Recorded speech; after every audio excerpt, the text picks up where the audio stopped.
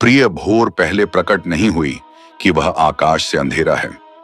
हे अश्विन वय, मैं आपको तथा अन्य लोगों को स्मरण करता हूं, दृश्यमान सागर के पुत्र, जो अपने मन से देवताओं को धन देते हैं और यज्ञ करने पर हमें रहने के लिए स्थान देते हैं। हे अश्विन वय, जब आपका रथ घोड़ों द्वारा स्तुतियुक्त स्वर्ग में ले जाया जाता है, तब हम आपका स्मरण करते हैं।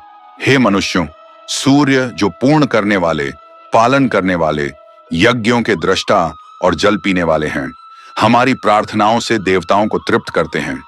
हे नासत्येश्वर, हमें प्रेम पूर्वक स्मरण करके उस सोम को पीजिए जो आपका विकास करता है। हे अश्विनवय, हमें वह प्रकाश रूपी भोजन दीजिए जो अंधकार का नाश करता है और हमें तृप्त करता है। हे अश्विनवय, नाव के रूप में शहतूत के तट पर आइए और हमारे लिए अपना रथ तैयार कीजिए। आपके रथ, जो आकाश से भी अधिक चौड़े हैं, समुद्र के तट पर हैं और पृथ्वी पर भी रथ हैं। सोमरस तुम्हारे यज्ञों में मिश्रित हो गया है। हे कक्षों, अश्विनों से पूछो, सूर्य की किरणें स्वर्गलोक से आती हैं। प्रकाश उस स्थान पर प्रकट होता है जहां से वर्षा होती है, अर्थात आकाश में हमारे निवास के लिए।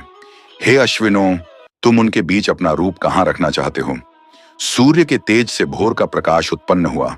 सूर्य उदय हुआ और हिरण के समान हो गया। अग्नि काली हो गई और अपनी जीभ से प्रकट हुई। सूर्य के लिए रात्रि को पार करने का एक सुंदर मार्ग बना। सूर्य की विशाल प्रभा दिखाई दी।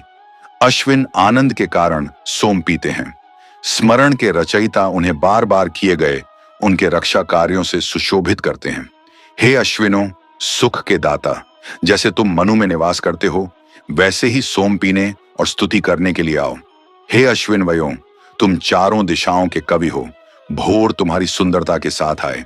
हे अश्विन्यस, आप दोनों ही पियो। आप दोनों ही अपनी व्यापक सुरक्षा से हमें सुख प्रदान करो।